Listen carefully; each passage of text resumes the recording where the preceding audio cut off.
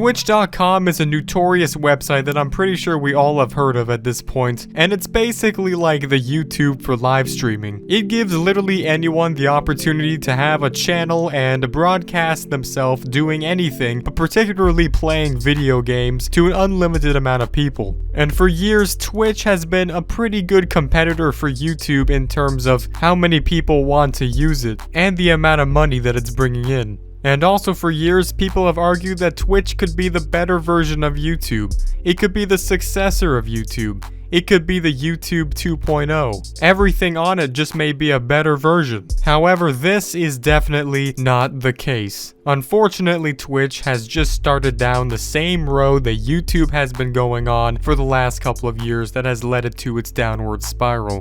And unless something is done soon, this will be the downfall of Twitch. Now, before you get butthurt about what I just said and fill the comment section with a bunch of salt, unless you primarily use YouTube and therefore don't care that much about Twitch, which is most likely the case since you're watching this video. As a disclaimer, I will say that this video is obviously not to just disparage Twitch, nor am I saying that Twitch is going to die sometime soon. However, if it continues at the rate it's going, we can definitely see it ending up just like YouTube, which, for spoiler alert, is not good. But now that we've gotten all that out of the way, I might as well introduce myself. Hey, how's it going, guys? My name is Dallas, aka Infurness, and welcome back to the Thetekkitrealm. If you guys haven't already for whatever reason, make sure you go ahead and check out the Discord server in the description so you could basically join the Thetekkitrealm's community. And of course, what's the point of doing that if you're not going to subscribe? So yeah, while you're at it, make sure you do that as well, because you know what? I'm obviously the most underrated channel on YouTube, so I would hope you'd be so kind to help me change that. So yeah, I personally did not grow up using Twitch. I mainly grew up using YouTube and watching YouTube videos, primarily Lego unboxing reviews and Minecraft videos. That's just my cup of tea because, you know, that's just what I had around in my day. Now, you could be just fuming right now, extremely agitated at me because maybe your favorite entertainer is actually one on Twitch. Or maybe you're worried that something might happen if Twitch happens to go downhill. Well, don't worry, because I have all the answers as usual. The thing that makes Twitch stand out amongst all of the other things and all of the other platforms that exist that offer a similar or somewhat comparable service is that Twitch allows an open, free platform for you to broadcast yourself without intrusions and without having too many limitations, and giving you the ability to basically do whatever you want. Well, at least you do if you happen to be this person. But everyone else, yeah, I don't think so. You're pretty much just gonna get banned, so don't even get your hopes up. Now, for all of you scratching your heads and asking me just what the heck I'm talking about, I mean, I'm pretty sure everyone knows what I'm talking about, but you know. A recent news story came out that, well, it wasn't really a news story, it just kind of happened. The prominent Twitch streamer known as Alinity, most famous for coining the meme of copywriting PewDiePie, has come under fire for her recent actions on live streaming on the website of Twitch. Now, I'm sure everyone already knows about this, so I won't get in too much detail. If not, you could easily look it up on YouTube to see more information. But essentially what went down was that she was streaming Apex Legends and all of a sudden her cat decided to get on her lap or something, and then she just decided to chuck it over her head. Because that's just the normal thing to do, I guess. And due to this, lots of people dug into her history, finding even more controversial things that she's done in the past. Now, this is all great, but not really great. But this is all something. But what does this have to do with this whole thing, you may ask? Well, it's not so much just what happened in general, because anyone on YouTube could easily film themselves throwing a cat. But what really sparked the situation off even more was how the website of Twitch itself handled the situation. The general reaction that you would expect out of a multi-billion-dollar conglomerate media platform in finding out that one of their content creators decided to do something like this on their streams would probably be at the very least to reprimand them or punish them in some way. But through various sources of experience, we can see that not only has Twitch not come out about the situation at all, but they have proceeded to censor people by banning everyone who seems to go after Alinity in the context of this situation. Alinity herself gave off a statement, And as a quick paraphrase, basically what she said was that Twitch wasn't going to ban her, but they were going to ban everyone else who were harassing her. And this is after she supposedly came in contact with Twitch. Furthermore, we can see how Twitch has on numerous occasions banned people for far less extreme actions. Another famous Twitch streamer known as Dr. Disrespect was instantaneously banned from the entire platform for more than 3 weeks after one of his cameramen filmed inside of a bathroom at E3. An individual was banned for showing off a live catfish on his stream, which then proceeded to jump on his keyboard, along with multiple other people claiming they were banned simply for speaking out about it. However, it is known that the creative director of Twitch was the only individual who works for Twitch who actually spoke out about it. Other than this, everything has been kept completely quiet.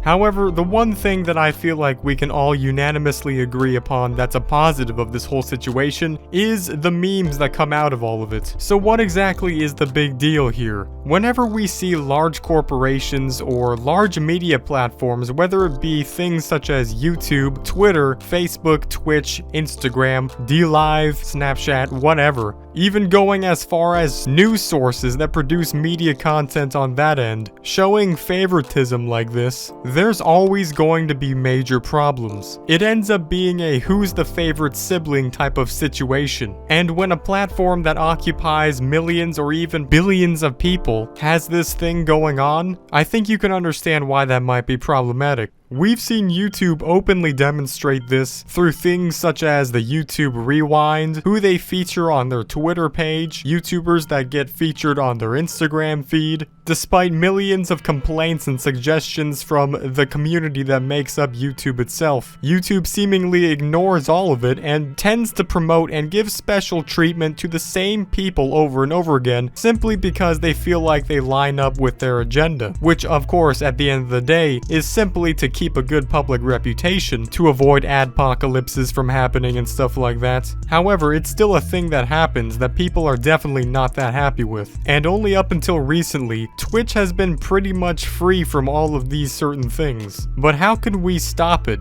How can we save Twitch for its own good? Or is there not even a way to do it at all? Twitch doesn't have the convenience of YouTube being a monopoly in its own space. If they decide to continue down this path, there is a high chance that they will end up losing the support of their customers and their community. Because so many other rising platforms such as DLive and also YouTube's live streaming capabilities offer an almost completely equal quality of service. So yeah, Twitch is currently on a very slippery path all the way down to the edge of rock bottom. And unless they can seriously clear up this incident and the multiple incidents that surround it, there's no doubt in my mind that they definitely will end up being a YouTube 2.0, but not in a good way. So about a year ago, I made a video that was talking about how Fortnite would die out. And so many people at the time of the recording of that video had told me that there was no way Fortnite was going to die, some even going as far as to say that I was only making the video because I was bad at the game. But you see, when I make videos such as this one, when I talk about things such as the inevitable doom of Twitch or the downfall of Fortnite, I never intend to disparage the topics of which I talk about, of course. And I never imply to say that they are actually on the way to their tombstone at the very minute. Because overall, I'm a pretty optimistic person, and I would rather have things not go that way, which is why I make these videos to begin with. I would be more than happy to see Twitch recover from this situation, try to find a middle ground by settling it, and then restoring their public reputation once again, and also continuing to be a successful business. Now, that's always a good thing to happen in a perfect world, but when you're generating a new world, you have a lot of options, but perfect is not one of them. So unfortunately, the reality has to set in. So thank you guys so much for watching, but before I go, I would like to read off some of my comments from my most recent video other than this, to try to clear up some questions about that video. First of all, it was a joke. It was supposed to be taken ironically and non-seriously, so please don't go into that video thinking too much of it. I Yeet Cum says, "Oh no, you did not just say Jorgen, it's pronounced Jorgen, you uncultured swine." I'm sorry, but I'm too white to pronounce anything of a different language. Bruh, he said recently even if Sven dies, he will keep on playing. Lots of people don't realize this, but my videos actually take quite some time to make, sometimes literally days on end. And since the topic at hand was on a Minecraft Let's Play that was being updated almost daily, yeah, I'm sorry, but I could not add in that most recent fact. Time to Mine says you can see the coordinates on Bedrock, it's enabled in the settings, and he's already found the Nether portal. I'm assuming you mean the End portal, and yes, I do know about that. However, the game would technically consider it to be cheating, so I assume that he wouldn't want to do it. But I digress. So yeah, thank you so much for watching. If you're somehow new here and you, whatever reason, watched through all of that, then yeah, make sure you just kindly annihilate the like button for 10 years of good luck. And as always, you'll see me in the next video. Goodbye.